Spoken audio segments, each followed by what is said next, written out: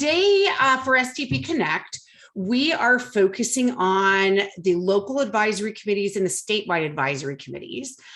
We have invited a lot. Oh yeah, I see that it is down. I just got it. So we are, so I'd like to introduce our amazing guest, Rick Wood, who is the co-chair of the Statewide Self-Determination Advisory Committee and the chair of the Kern Regional Center Local Advisory Committee, who's going to be making a presentation. After Rick speaks, then we're going to have a whole bunch of chairs and other members of local advisory committees from around the state who will be joining us. So thank you so much, Rick. And if you could, here, I'll unspotlight myself if I can. And so that you can go. There you go. All right. Thanks, Judy. First of all, welcome everybody. As usual, we have a large crowd, and as many of you know, and as Judy has mentioned, I chair a couple of committees, not the least of which is the Statewide Self-Determination Advisory Committee. We have a short presentation to present to you. You might wonder why we're doing a presentation on committees. You'll see as we go along why we are doing a presentation on committees. We want to let everybody know what a great opportunity it is for those who are in self-determination, looking to be in self-determination, interested in self-determination, to find out what's going on in your regional center. And you will see that in a little bit, we'll talk about what most regional center local advisory committee meetings or committees are doing and how often they meet. Virtually all of them are meeting virtually, which means you can attend a meeting and find out what's going on and ask questions about things that are going on, good and bad. So here's the presentation. Judy, if I could have that first slide in that PowerPoint, we'll walk you through a very brief introduction to these committees. Okay, getting it up right now.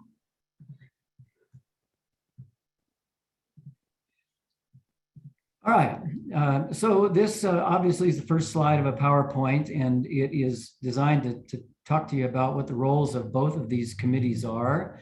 Next slide. Is it working? No. Hold on. Okay, that's you. There we go. That's me. Enough of me. All right. So as many of you know, this self-determination law was passed in 2013. One of the great features, I think, of this law is that it includes a provision for the community to be involved and to provide oversight. And the way that we do it is by establishing committees at each of the 21 regional centers.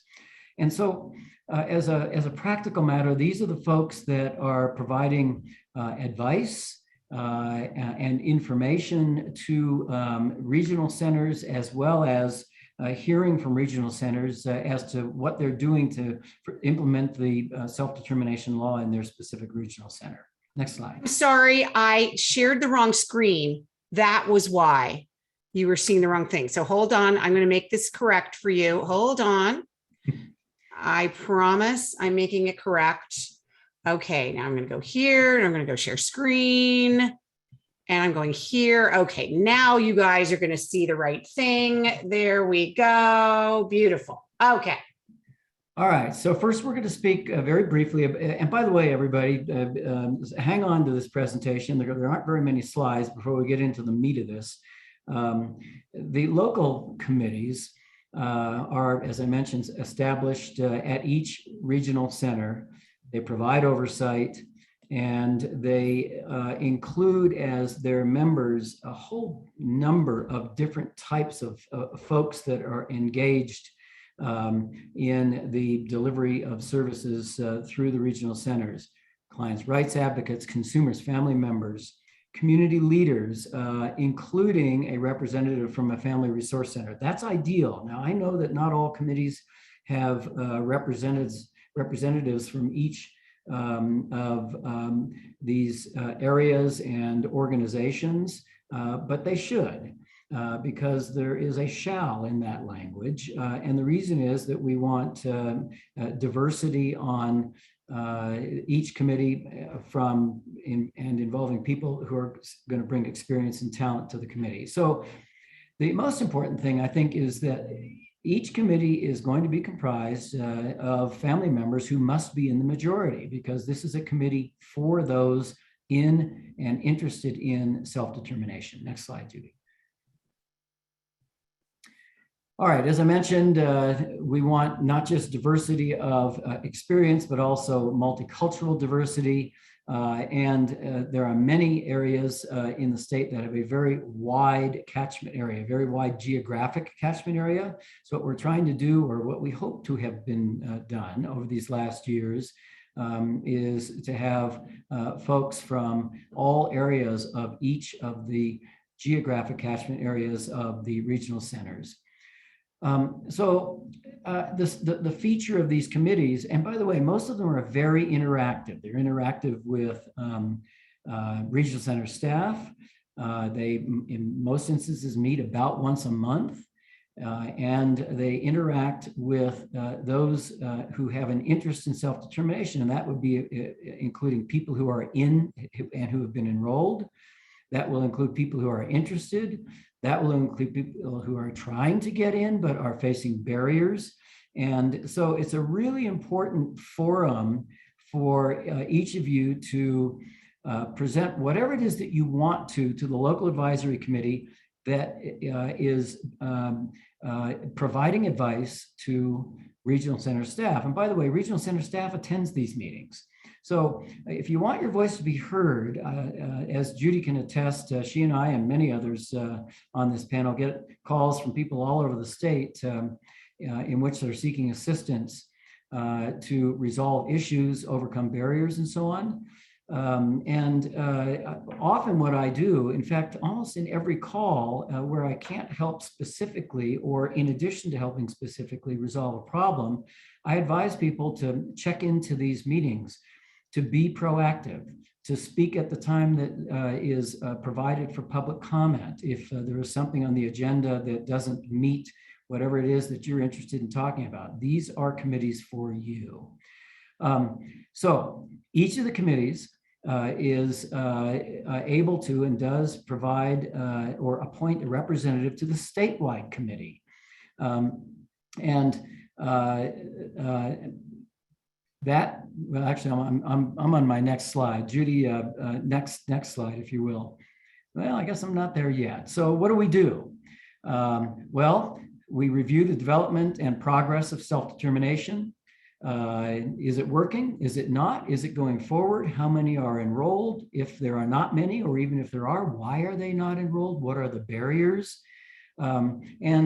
Is that which is happening at your regional center consistent with the requirements of the statute? Statute is very, very clear about this program, and it's very clear about the role of the advisory committee to provide advice and consult with the regional center.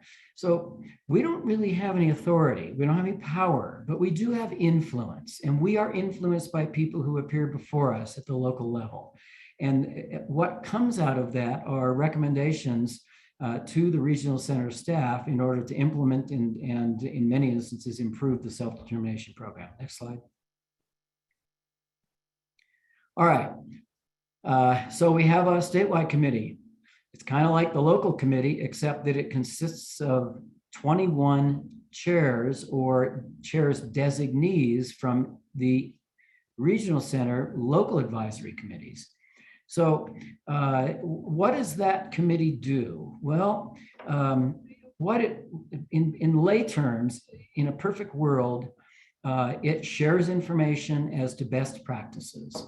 And what we try to do, and we have at least 2 meetings a year with a goal of having 4 to 6 virtual meetings per year, is to provide the opportunity for the 21 chairs to hear from, for example, the Department of Developmental Disabilities, to hear from panels of independent facilitators, financial management services, regional center staff, about all things self-determination, and in particular, during these past 3 years, the progress that is being made or has been made in enrolling people in the program. So that's the Statewide Self-Determination Advisory Committee. That's the committee that I co-chair. And one of the things that we did that was significant, next slide, Judy, if I could. Well, there's a little more before I talked about what I think is significant. So we report to the State Council on developmental disabilities. We also provide reports to the Department of Developmental Services. All of our reports go to regional center staff. So the information that the State Council receives regarding self-determination from the statewide committee and from the local advisory committees essentially makes its way into a report. Now, reports in some instances are helpful. In many instances, they just go on a shelf or sit on a shelf and they gather dust. We hope that the reports that we're doing will not gather dust, and those reports are available on the State Council's website, and I imagine on DDS's website as well, although I don't know. So again, the idea is to share best practices and to talk about problems, and that's one of the things that we do here in these SDP Connect sessions that we do every couple of weeks. I will tell you, the Statewide Self-Determination Advisory Committee is only as effective as the 21 chairs make it. So I rely on the other 20 chairs to help me not just set an agenda, but to make recommendations to DDS in particular as we go along. Next slide. All right, so in August of 2020, which has now been over a year, we drafted a report that essentially highlighted in, we hope, an understandable way, the barriers that we had seen in the implementation of self-determination. That is a report that is available. It is a product of 6 months of not just meetings, but also research, discussion, conversation. And one of the things that we learned is, it may seem obvious now, is that not all regional centers are equal. Not all regional centers are as proactive as others. Some regional centers are not as proactive as others. Not all local advisory committees are as effective as others. So I say this not to be critical. I say it because if you have an interest in self-determination, you have an opportunity to address, engage with, have discussion with your local advisory committee. And so these meetings are really, really important because the information you provide to them about your specific circumstances, questions, needs, ultimately finds its way up to the statewide committee, which hopefully finds its way into recommendations to DDS and to the State Council as to how to better implement the program as we go along. We're learning as we go along. There is a lot to learn, but your input is really important. And so it's the opportunity for you to participate. Next slide, Judy. I think it might be the last one. Yeah. So our next meeting is just in a week or so, November 10th, a week from today. It is a Zoom meeting. It runs from 10 to 3:30. I'll tell you in advance that the agenda has been set, and what we're going to be doing, and it's going to be a great meeting because what we're going to be doing is we're going to be hearing from the representatives of DDS, including its director, Nancy Bargeman, who will make a presentation on recent initiatives by DDS, which I would expect will include guidance and directives to regional centers. It will also provide the opportunity for members of the committee, that's the 21 chairs, to direct questions in a, we hope, really robust Q&A I know it's a long meeting. There is a lunch break from about, I believe, 12:15 to 1. And we'll have an opportunity for the public to present questions as well to the committee members, and I suppose to DDS if they wish. This is really important for two reasons. One is we know what the barriers are. We hear them all over the state. There are a lot of commonalities among regional centers as to what those barriers are. DDS knows what the barriers are. They have the report. They've engaged with us. What we're doing now is moving beyond barriers to a resolution or an effort to resolve issues that are preventing people from getting in, to make it easier. There are a number of things that are going to be coming forth, and I'm not going to preview any of them because that's for DDS to do. But you will hear about, if you attend, you will hear about things that are going to be going forward in the future. And I hope that this is not just going to be a collaborative meeting, but will be a very productive meeting as well, so that we can all hear from the same source at the same time, not just the chairs of the committees to take back to their committees, but members of the public as well. So look forward to that if you'd like to attend. And now we'll get to the thing that we really want to talk about today. Judy. Okay, so I'm actually going to stop sharing. Oops, hold on. Okay, I'm going to actually stop sharing because we actually have a whole bunch more people that are on that list that you just saw who've joined us today, which is really, really great. So, I was going to have, since we had a smaller group of local advisory committee chairs and members that were joining us, I was going to have each of them speak, but now we just have too many. And we are here to hear from the community. We are here to listen to all of you and the concerns you have. So what we're going to do is I am going to just allow anybody who is, we've already made a bunch of people co-host, but we're going to allow anybody who is a chair of or a vice chair of their local advisory committees introduce themselves now, just to say who they are and which regional center they represent. And then after that, I'd love for members of the local advisory committees who are not necessarily chair or vice chair to please to introduce yourself in the chat, but certainly we will give you an opportunity to speak if somebody from your regional center says, this is a barrier we're facing, then I want to definitely make sure that you are able to respond to those concerns. Okay.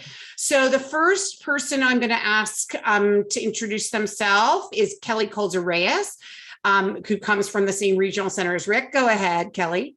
Hi, I'm Kelly Colzer-Reyes. Thanks so much for letting me talk before Tim, because it happens. I just wanted to thank for sure Rick before we do anything else for all of the work he's done in this statewide committee, and then thank Judy also for all that she's done to help us navigate all of these systems. One of the things I'm actually quite pleased that we're doing at Kern Regional Center on our local volunteer advisory committee, sorry if I didn't get all the acronym correct, is that we've actually requested reports from our staff to make sure we know how many people are going in, not from the lottery or the slow roll in, but from those who are currently going into the program post July 1st. And I've seen a couple of just things on Facebook where people can't figure out how many people are going in.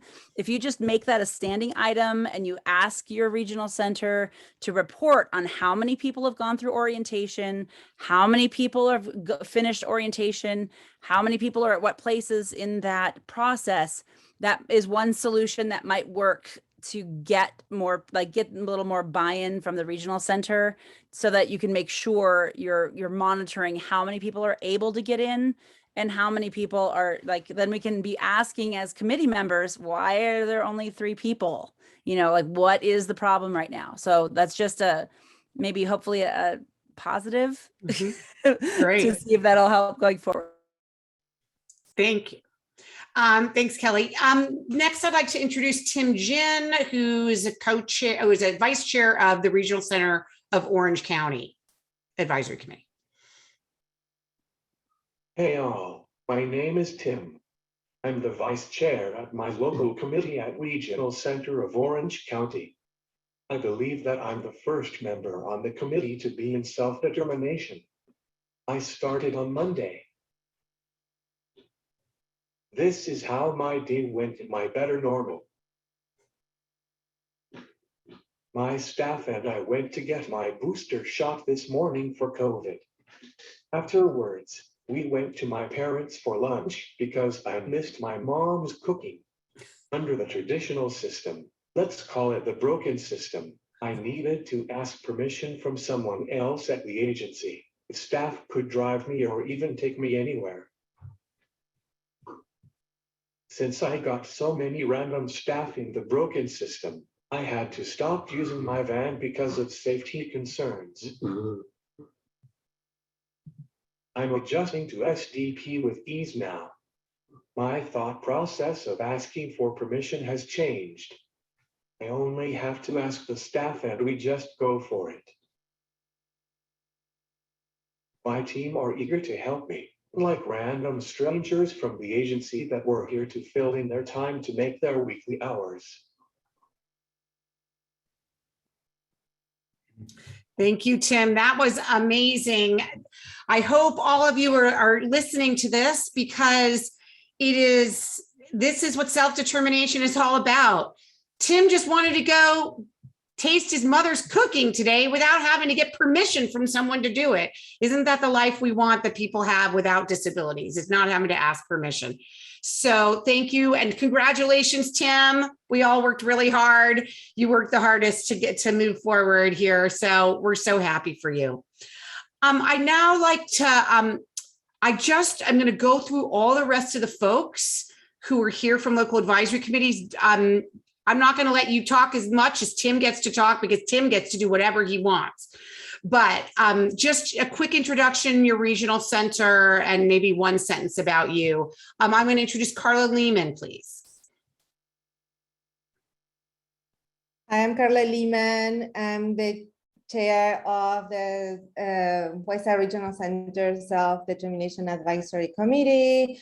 I'm also an independent facilitator and I'm bilingual. I work with both English and Spanish speaking communities, but most importantly, I'm a parent of an amazing boy that has been in self-determination since August of this year. And he's also enjoying the self-determined life. And we're so happy that this week he's gonna start with a therapist, that he's not longer working with a vendor anymore. And now we're free to have the times that we want, and he can be paid what he deserves. And so that's the one thing that we love about self-determination. I just want to put in the chat, if it's okay, a class that we're having from our committee with Chris Arroyo, that is to learn, and he's explaining to us the self-determination law in detail from the Lanterman Act. And I'm gonna put also that next week we're having our committee. So everybody from Westside or anybody else, if you can join us, please. Thank you. Thank you, Carla. I'm now going to invite, and actually just a quick introduction also from Westside Regional Centers Advisory Committee, we have on with us Harvey Lapin and Elizabeth Gomez, who we will give them a chance to speak later. Now from North LA Regional Center, I see we have both John Francis and Christina Canarella. So go ahead, John and Christina. Great. Hello, everybody. This is Christina. Maybe you can follow up on what I'll just basically say that I'm the chair. We're in the South San Fernando Valley, Antelope Valley, Palmdale, Lancaster, Santa Clarita catchment, and happy to be here with everybody. Thank you, Judy. Thank you, Rick. And everyone across the state, all the chairs. Thank you all for all the great and hard work you're all doing. I will say this one thing, that we've got a fairly tentative date of December the 8th for a Not resource tentative, fair. it is definite. Yeah, okay. All right, if you say so, I'm okay with that too.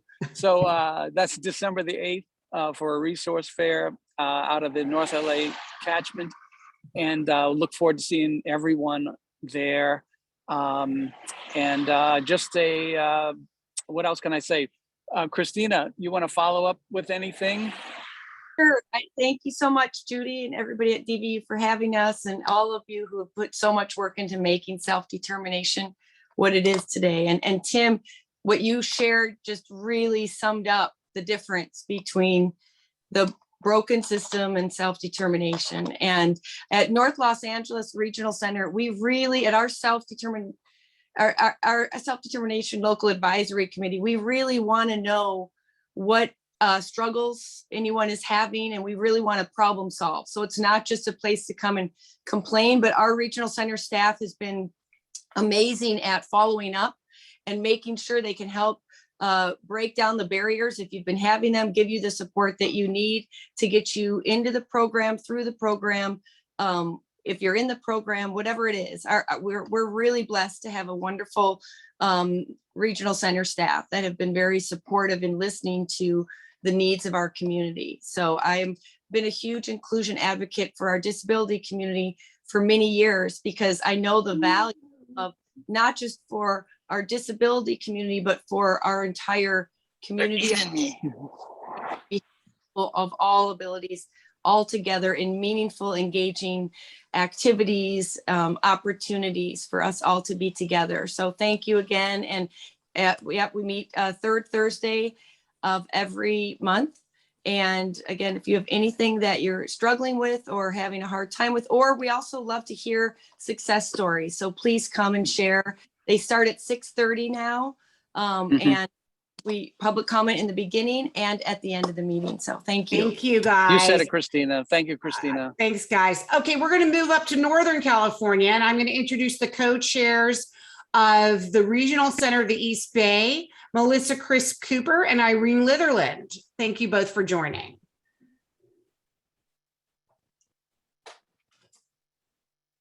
Hi, Irene and Melissa. Thanks for joining us. Hi, Melissa.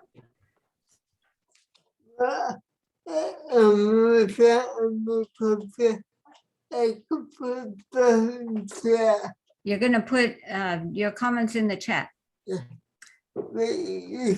Okay, so maybe I can say something while you're doing that. Okay, so our regional center has been giving monthly reports on transition numbers and who is at what stage. So we have been receiving that information, and they do attend. Our executive director and director of consumer affairs attend almost every meeting. At least 2 people are there from the regional center, if not all 3, the third being the self-determination specialist. In the spring, I'll just mention one thing we did. In the spring, we did a pretty extensive survey of all the people that had been selected in the first period. And that was a multilingual survey. We received 50 responses, and we asked questions about each stage of the transition process and what, how it worked for them, what helped, who did it, what were the barriers. And we reviewed that as a committee and had that information to decide on our second year of funding, which comes from the DDS to help us implement the, to help us support implementation of the program. So I'll read Melissa's. I'm Melissa, the co-chair of Regional Center of the East Bay Committee. Last week, we hosted an intensive person-centered planning facilitation training with Cheryl Ryan Chan. The participants now have capacity to do person-centered plans in a wide array of languages. The training was super comprehensive, and we all left with lots of tools and best practices. We distributed this is a separate item. We distributed a request for proposals to create post-transition support groups. We received several promising applications and will be holding interviews soon. Irene can tell you more about the work of our committee. which I just did. We're also putting out proposals for advanced, we are seeking proposals for advanced independent facilitator training or mentorship programs. Last year, we did several independent facilitator trainings in person before shelter in place. And then after shelter in place, we did recordings of those trainings in English with ASL, and then presented in Spanish, and then voiceover in Cantonese. We're still working on we're just starting to work on the Vietnamese one, and with translation of resource materials as well as the PowerPoints in those languages, and are putting them on YouTube. So those are a few of the things that we're doing. I know we don't have many minutes. Thank We you keep so busy. much.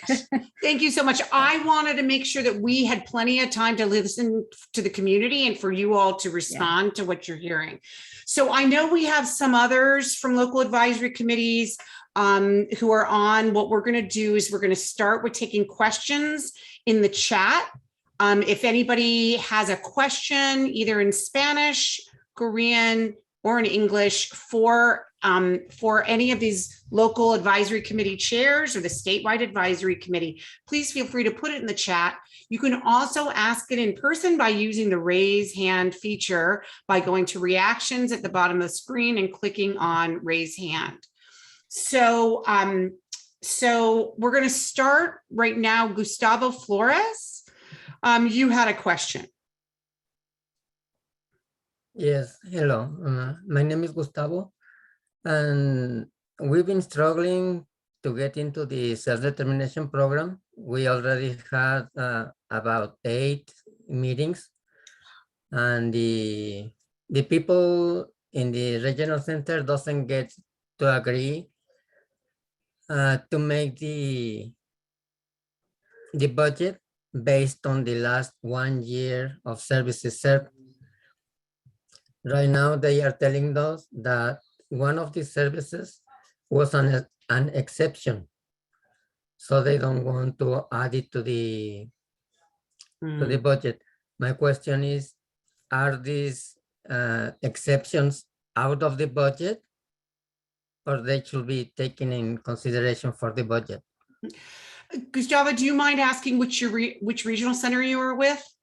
North Los Angeles County Regional Center. North Los Angeles. Well, we have 3 local advisory committee members from North LA with us. So you should know, I'll just tell you my perspective and then we can have them as well, is that there's nothing in the law that says that exceptions are taken out of your budget.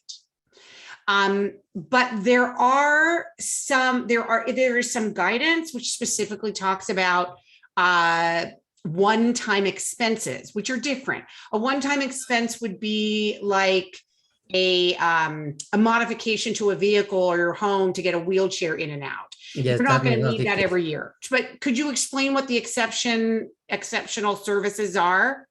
Yes, it's PA for nighttime. PA for nighttime, which you are saying is still a needed service. Yes. Okay. So I don't know if John, Christina, or Richard want to provide some advice because this is your regional center. Well, one thing I'll share just from experience as a parent of a adult consumer with PA and other services, direct support services, is that what's happening is they are wanting to add up how many hours in a day everybody's getting, and they include IHSS. They'll include if you have any Medi-Cal nursing hours, they include all direct care, like personal assistant type services. And if you are over a certain amount of hours, depending on the amount of need that you have, then they will limit the amount that you are able to get. So, but if there is a need, which it sounds like there is, again, this is a perfect situation where if you are able to attend our meeting, the next one is November 18th, and talk to someone directly Because Sylvia is the head of the self-determination program. She's always in attendance. And then a lot of times Dr. Jesse Excuse me, Sylvia who? Sylvia, let me spell her last Harrow, name. Haro. Okay. Actually, she is the one that is telling me that the service is not complying with the alignments of the self-determination program. So Gustavo, one of the things that you have that is an argument for you is if your child were not transitioning into the self-determination program, would the regional center continue to provide these nighttime PA services? And if the answer is yes, then they don't really have an argument. Are they terminating the services in the traditional system, the nighttime PA services? That is what they are trying to do. They are trying to do that based on claiming something. Is this an adult child? No, Okay, so it's a teenager. It's a teenager who was required, I don't want to get into too much personal detail, but was requiring a nighttime personal assistant because they were probably awake at night, correct? Yes. Yes, exactly. So so these are the kinds of services that that you get based on the individual's needs. And the fact is that their needs are still there, that they still have a need for nighttime care, then that need has not changed. Where they would have a case is to say, oh, he's doing much better, he's sleeping through the night, so those needs have been met and he's doing okay. That's a different story. But if the need is still there, then you should be arguing about his needs and not necessarily about what his budget is in the self-determination program. You should be arguing about what his needs are in the traditional system. And then if they agree to that, then it should be obvious it needs to go over to the self-determination program. Okay, because she has an authorization for the service. And since they know that she is getting into the self-determination, they want to make an observation of her behavioral so they can determine whatever she needs it or not. And she's been taking these services for the last 2 years. So now they say that she's fine. Oh, okay. I'm glad they cured him. That's really great. Christina and Rick. Oh, Rick, did you want to respond real quick? Yeah, thanks, Judy. You know, what I want to do is sort of broaden this a little bit, because this is just a perfect anecdote, if you will, or individual example of a circumstance, a situation where a determination is being made that one might consider to be a barrier. And so the great thing about the local advisory committees is that they want to hear from you. And if they do hear from you, it provides the opportunity for them, to the extent that you wish to disclose, otherwise confidential or personal information, to have a dialogue with staff, to have a collaborative discussion about what the policy is and why. Does it fit into the law? Is it something that the law will not allow them to do? That is to put up that barrier. In other words, instead of simply relying on someone from the regional center to either say yes or no to something, you have an independent facilitator who's an advocate for you, somebody who helps you. You've got local advisory committee members whose chairs, most of the chairs I know, and I can tell you they're passionate, they're committed to self-determination. So to sort of broaden that to everyone who's listening, because everyone's got a story about something that either works or doesn't work. In many instances, we hear about the things that don't work. Those local advisory committees are just really a wonderful conduit for a discussion to try to resolve your individual problem, which then will assist in resolving others' individual problems that are very similar. And can I thank you, Rick? That's it's spot on. And I wanted to add to Gustavo, we provided funding specifically for coaches to help people in the program. So, and sometimes having, if you have your independent facilitator, but sometimes having another advocate that is from our, that's very familiar with self-determination, help you explain the situation to them and bring in, have them, because it is a learning process and it's new. There's a lot of new things that everybody is going through and figuring out. But what you described so far, it doesn't make any sense that for them to be able to take away a service or have to now have an assessment done just because you're going into self-determination. Your daughter has needed this service. She's received the service for 2 years. So for them to take it away, it doesn't make any sense. And so if you come, we have a couple different coaches that we can put you in contact with. They are there. It's free of charge for you to get the extra support that you may need to resolve this. But I'll also reach out to you in the chat and give you the information of when and when we can connect, because this is exactly what it is. And Rick, thank you for sharing how you did, because it's spot on of what you. Thanks, Christina. There's a question in the chat that I just saw, which is an excellent question. It says they have attended their local regional center advisory committee meeting a few times, and they leave feeling very frustrated as to the committee's knowledge about the program and what is shared.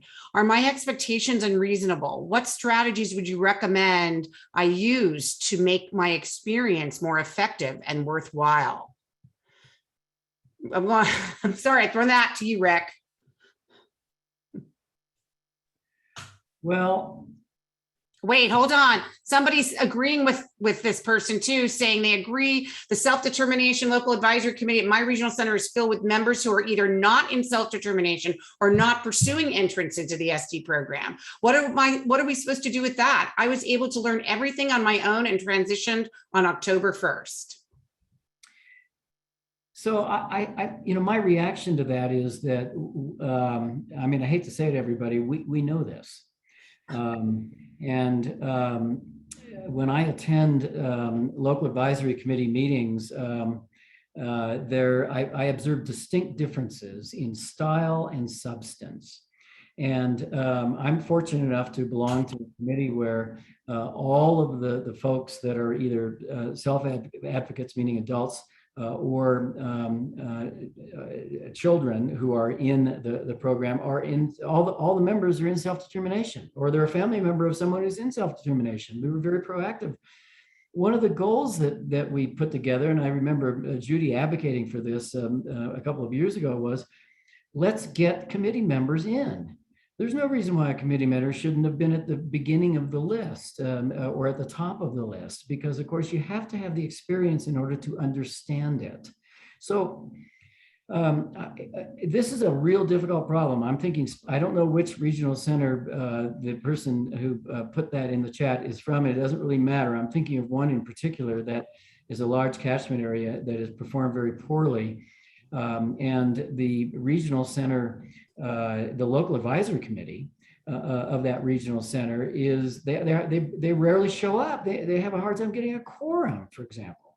So what's the strategy? Well, you've got to become vocal. I understand that it is frustrating, and believe me, we are at the beginning. We are pioneers, and it's going to continue to be unless you essentially complain to the regional center, complain to the statewide committee. I'll hear your complaint. If there's an issue with respect to a specific committee, we'll try to take that on. Other than that, I don't have a specific suggestion, but I'll bet Kelly Calza-Reyes does, because I can see her on the screen just dying. Just waiting for you to stop, in fact. And not that you weren't having wonderful thoughts, but I do have a couple of thoughts. And as wonderful as the Kern Regional Center's advisory committee is, 2 of the 4 committee members are here right now, and we both have spoken in the last 30 seconds. So as far as the advisory committees go, if you want your committee better, get on your committee. Volunteer, and I've been on our committee for 5 years. It is a thankless and wageless job that is really, really important. And if you're not allowed to join your committee for some reason, please tell Rick at the statewide committee meeting, so that we can be encouraging those regional centers and the a state council to put you on those committees. You clearly are passionate. You clearly have great ideas. Get on your committee. And if you can't get on the committee, change the committee's rules so you can get on. Those are really important pieces, because if the people who are most passionate about self-determination are not on the committee, and yes, it's not going to be fun. No one's going to say, oh, you're going to change the world. You can think that. It's great. But if they don't know that you are willing to like be at the meeting and be present and share your thoughts, it is not going to get better at your regional center. It's not. So please help. Thank you, Kelly. There's my passionate thought there. Sorry. Thank you, Kelly. Linda Chan Rapp, you wanted to add something. Yes, I know that it's a sad fact of life that different committee members have different perspectives on self-determination. And if you are not getting the information you need in your advisory committee, it's like if there's no bread in your house, go across the street where there's a bakery and find your tribe and like attend the Disability Voices United Connects and get on the different Facebook groups that answer questions.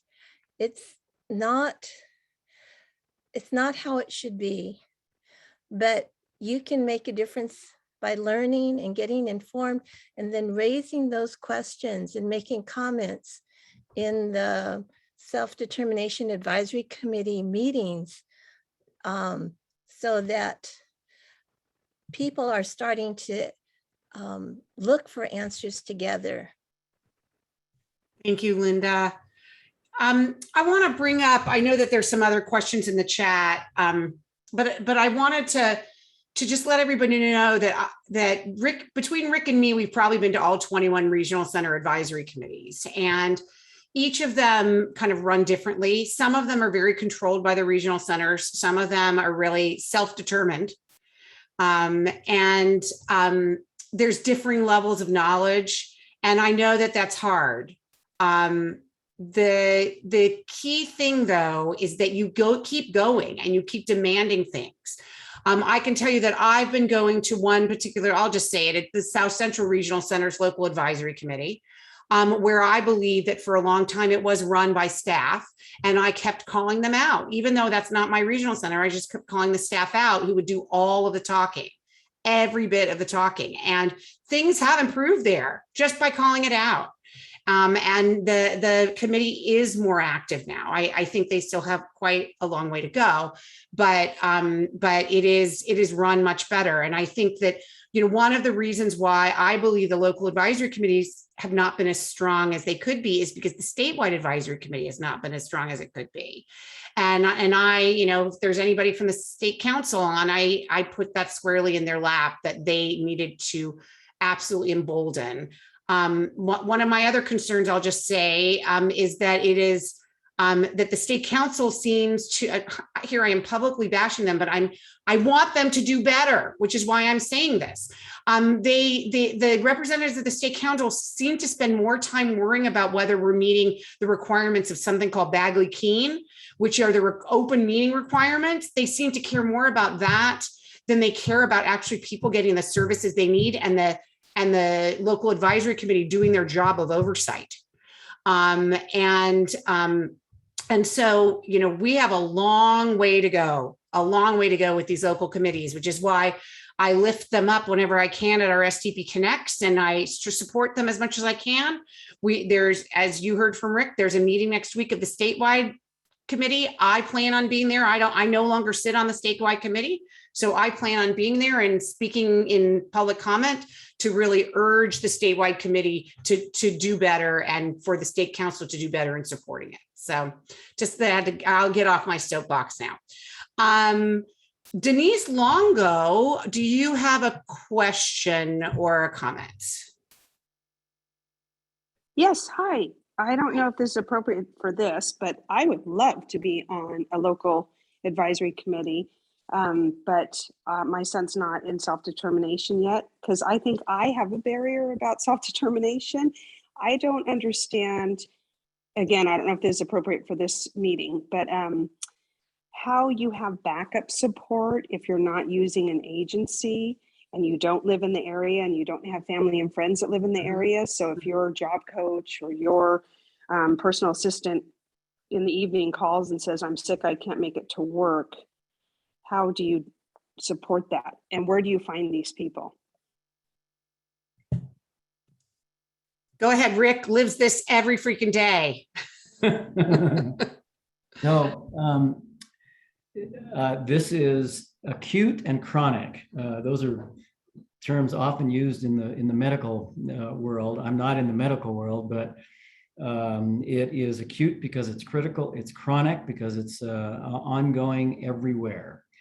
In my circumstances, my adult child has 6 caregivers because he requires 24/7 assistance, but I am in what some people will call a rural area or an isolated area. I live in Mammoth Lakes, which is a mountain resort in the Sierra, a long way from urban suburban centers.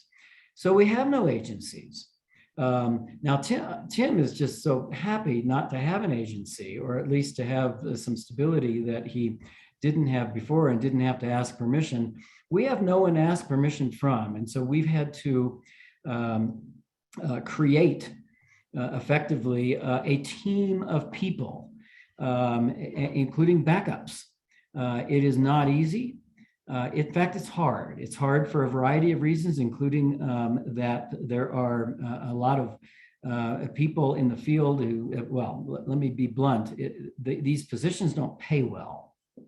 Typically, what self-determination has allowed me to do is to pay a competitive wage for our area for the care that my child, who's completely dependent upon others, to provide that care so that he is safe and so that he has a great quality of life, so that he is happy. And after all, that's what we expect from self-determination. So the hard work falls to those who are orchestrating that. And I can tell you that it never ends because people come and go, and people get sick, and people go on vacation, and there's just a whole lot of reasons. But so you have to be diligent and work at it. The great thing, I'll end with this, the great thing about self-determination is you don't have to have an agency which is vendored by the regional center. You can have anyone you want who you think is capable, and so it's a project, and so that's how we solve it in non-urban, suburban areas. Most of us in California, and I see Connie and Harvey Lapin. I probably want to respond to that as well. Well, Harvey will go first. I love to. For 30 years, that's been the elephant in the room. Labor because of low wages. In fact, I sued the state 20 years ago, okay, on that topic. The bottom line is band together, solve the problem. Start in, for example, other states have employment agencies for developmental disabilities strictly, okay? It can happen. Partner with the regional center on that. That's a function of the regional center tomorrow, because no one is saying go out of business, regional center. We're saying partner together on giving people a life where they have control, and it can happen. Also, if you have an agency, that doesn't necessarily mean they're going to send somebody that the person with the disabilities wants, has a choice or likes. And you end up with another set of problems. I mean, Tim said it so well. I want to add another thing that we are saying, use, and Rick, I'd love your response to this.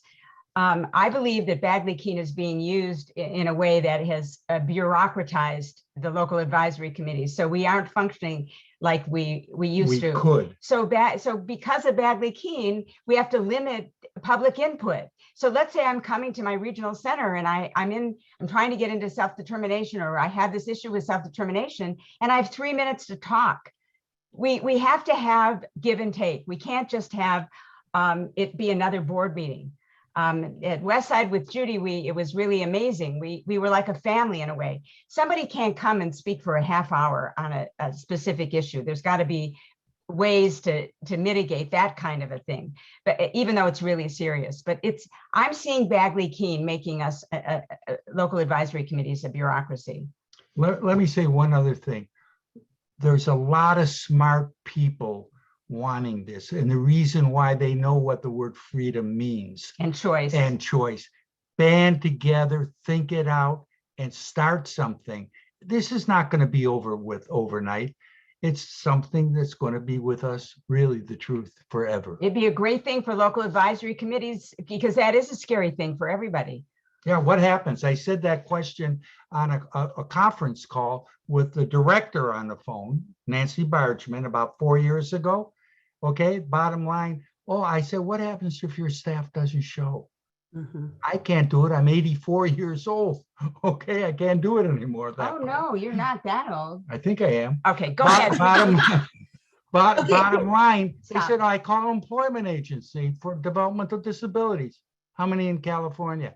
0. All right. Well, before you're 90, Harvey, you need to start one. I ain't going nowhere.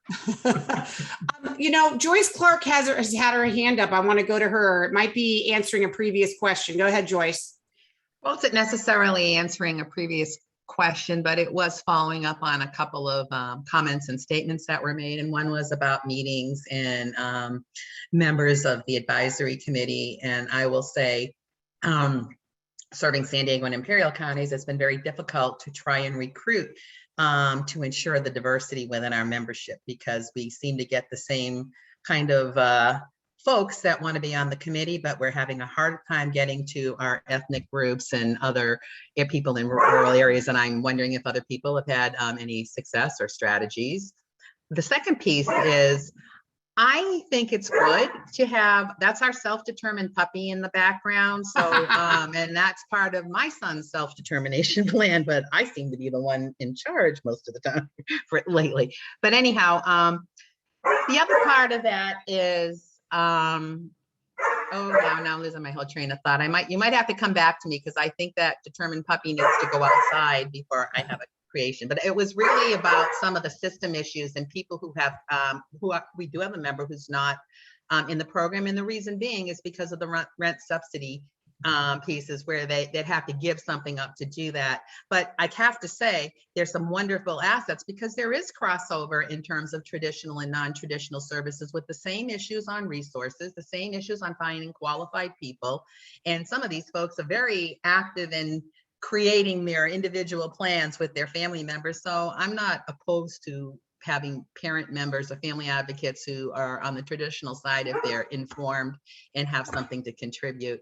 Then I want to get back to the last piece, which goes to my concern, or I think a need to know kind of informational piece, is what's happening in fair hearings and the hearing offices. Is this something statewide committee is going to take up? Because I'm hearing anecdotal pieces of, these unmet need things. I mean, people are coming to the table, and this is where I think the issue is that within traditional services, there were unmet needs.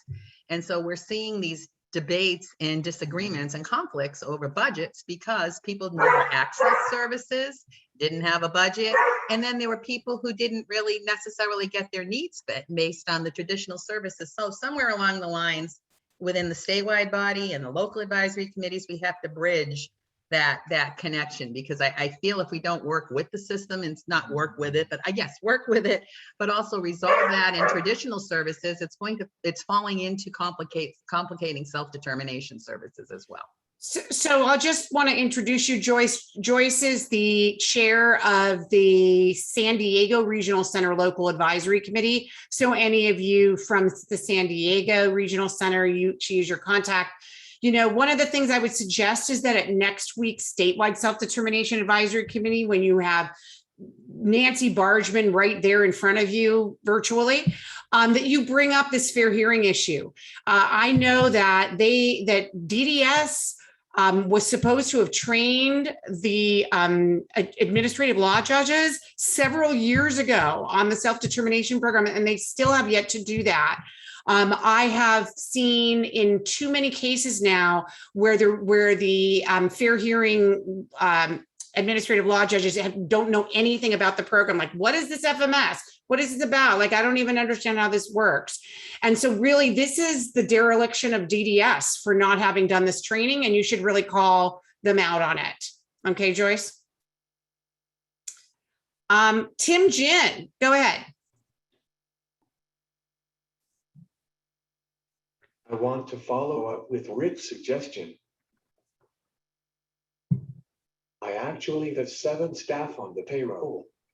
My 7th staff is my backup staff for emergencies and to fill in when needed. I also have a main staff who is the supervisor to my other staff, and he is there to fill in when needed. If my irregular staff called out at the last minute, I pay all of my employees much higher rate than in agency. I also have friends who are there to help me as my last resort, and they choose to not to be hired. So Tim, I see an SDP Connect in your future where the entire thing is you and your circle of support talking about how you've created your spending plan in a way so that you have backup, and then you have a backup to a backup, and then you have a natural support backup for the backup to the backup. Because I know I'm part of Tim's circle of support, and I have seen the way it has progressed, and he has a really extraordinary team, which we encourage all of you to. So I see that SDP Connect in your future now that you are officially in the self-determination program. A lot of people talking in the chat about the fact that they can't really fight in fair hearings without a lawyer. Ed, have I missed any questions in the chat? Because because I'm not leading this session, I've been able to read along. Judy, you've done a good job of keeping up with them so far. So I don't think you've skipped any. Oh, thank you. So if there are other local advisory committee representatives that I have not had a chance to introduce, I encourage you to do that. This is also your chance, folks. Normally we get a million questions and problems. This is your chance to explain to these local advisory committee and state advisory committee members what's going on. I also saw that our ombudsperson is on today, and so she's, I'm sure, taking notes on what she's been hearing. So this is your chance to talk about any kind of barriers you're seeing. I saw a hand up go real fast to Lourdes. Go ahead, Lourdes. Okay. So my question is, I'm totally confused. I've been hearing that the recreational policy has already been implemented in some regional centers. I'm an independent facilitator who's just trying to work with 7 regional centers in Southern California. What is happening in some places, they say that they're already implementing recreational, the new social policy. rec. Social rec, yes. And they're saying it's $70 per client. Whatever it might need is $70. That's what we have allocated out of the $19 million on the budget. Yet I read DDS and they're saying that they're asking families to give feedback, and they have until December to have completed a thorough request of families' feedback on what social rec should be looking like in the policy. What is it that is the reality, or what should be the legal thing that should be taking place right now? Oh man, this is something that I was just talking about this morning with our staff, Nina Spiegelman and Disability Rights California, because we are seeing this is a very big problem for people in the traditional system who want to be able to access social recreational services, as well as people in self-determination who want to access it so that it can be added to their budget. We're also hearing some regional centers saying that they are, that if you take social rec, you have to give up something else, which is, you have to give up like respite, which is of course not the case, because respite is about giving the family a break, and social rec is about socialization in the community. And so it is, you know, I really hope to be gathering some of these stories to let the legislature know that this is going on. Because when the legislature, by the way, has been trying to restore social and recreational programs for years. And the governor, meaning Governor Brown, before Governor Newsom, said no every single year. He would say no. We finally got it this year under Governor Newsom. Thank you very much, Governor Newsom. And thank you to the legislature who have been our biggest supporters here. And if they knew what was going on after all this hard work to get it restored, that nobody's actually getting any of these services, they would be, I would say, slightly frustrated. So I'm really trying to collect this. I'm wondering if anybody in our SDP Connect today, if a single person has been able to access social and rec yet, or if it's literally on hold in all 21 regional centers. I'm not really sure, but Kelly has her hand up. Maybe she knows. Kelly likes to have her hand up. Thanks for your patience with me, everybody. So I have been told as an IF many times that anything that is purely recreational in nature, I'm so tired of the phrase purely recreational in nature, I could actually, I'll keep it inside. I have been told this so many times that it does not seem to matter that social and recreational funding has been restored. And so if anything that our current ombudsman person perhaps could address there, that would be super duper, because I'm tired of supporting families who are trying to do things that actually provide both the social recreational events that need to happen, simultaneously providing respite because parents need a break. We're doing all the right things in these plans, all the things that self-determination is supposed to be, and it's not happening. Like, things are not happening. I'm sure Carla and Sandra have zero examples of this also happening with their families. It's absolutely aggravating. And if Katie Hormer could perhaps make some comments, I would love to hear them. No pressure, just really need the support. Katie, if you're willing to speak, use your raise hand feature. In the meantime, I will ask Carla to speak. Hi, so I was successful adding some recreational services in some regional centers. The kind of trick was to find a vendor that was providing that service already, like before, because what they always tell us is like, oh, we don't have vendors. People since 2009 left the regional centers and we don't have anybody, but there are some that are vendors, and you can go usually to your regional centers website and look at all the vendors, and you'll see there which ones they are. So it would be good if it would be more equal, like, so everybody would get it, right? But that's how I was able to make it happen for some regional centers for some of my clients. Wonderful. Thanks, Carla. Sandra. Oops, sorry. I have to let you unmute. Go ahead. Okay, so good old RCOC has said that they would gladly reallocate the respite money to social recreational things. And they sent their 2009 POS guidelines to back that up. Some regional centers are telling me the directive said that the regional centers have to present a plan to introduce social rec and camps.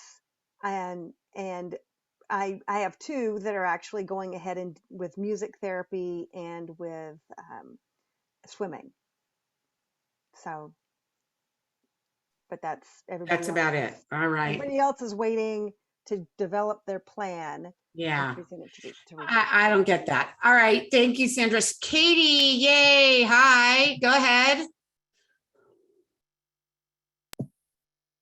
Don't get too excited, Judy, before you hear my answer. Oh, great.